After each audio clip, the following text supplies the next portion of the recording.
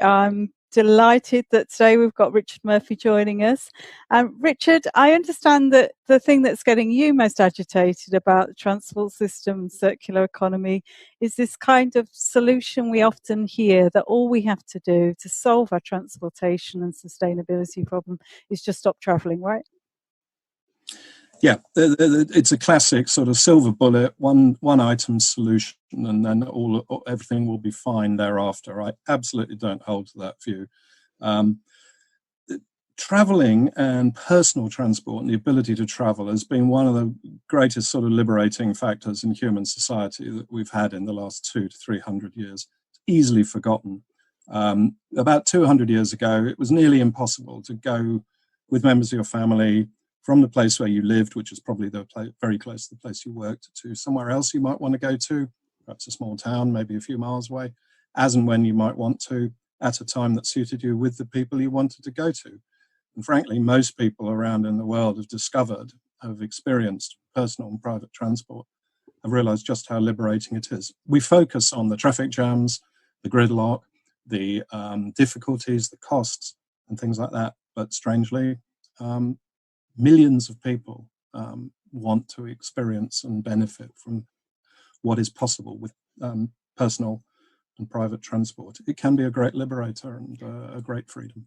So how do you solve it then, Richard? Because I mean, I live in Leeds. We've got massive air pollution. Cars are going nowhere. There's gridlock. What do we do to solve it? What's your thoughts? Indeed, there's very little doubt that road transport particularly has caused significant impacts in terms of air pollution.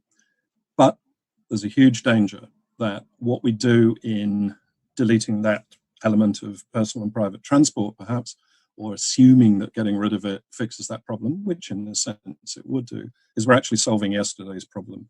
Because the motive power for vehicles is going to shift significantly in the future to either hydrogen or to electric vehicles, EVs. And that's happening, that transition's happening quite fast. So actually that air pollution problem is solving itself to a very significant degree. Not everywhere in the world, but certainly in the UK and in other developed societies, we can see that happening, and it's happening fast. So we shouldn't focus on that as a longer or medium-term problem. The other issue is the materiality. The vehicles consume materials. They create other wastes, actually, like tires and dust and so on. That needs also to have some attention. But recovering materials from vehicles, all manner of vehicles, is something we need to get very much better at. We've got much better at it than we used to be. And I see no reason why that trend with new materials, lightweight materials, all sorts of things should not continue into the future. So again, it's not so much the means and if you like, the mechanism of personal and private transport. It's the system overall that is something that we should focus on. I think it'll be an extremely difficult task to, if you like, withdraw from having personal and private transport available to large numbers of people. And are there going to be different solutions in rural and urban areas? That's a very good point, because cities have demonstrated, I think, that they really have the capacity to change infrastructure, to shift infrastructure, or transition it so that cycling, walking, advanced public transport is a real prospect.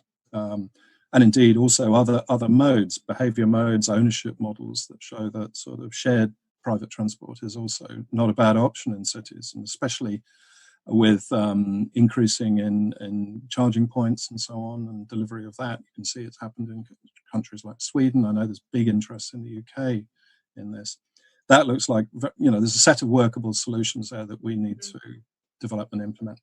Rural, I think, is very different, and that involves, obviously, rural cycling is potentially beneficial, but there are real issues with some of the infrastructure and the availability of long-distance cycleways and routine cycling.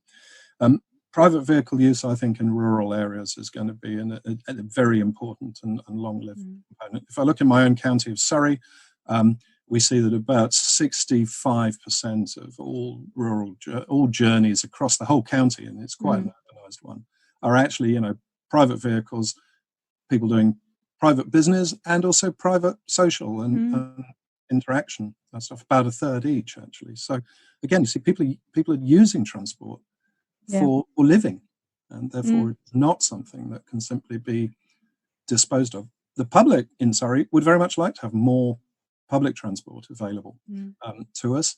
And that involves a huge network to deliver, and it involves significant quantities of redundancy. And I think there's some very interesting questions to ask about, is that a more efficient utilization of resources and so on than having, perhaps more limited numbers of journeys in private vehicles and so on? And so this is a great area to really do some system thinking about.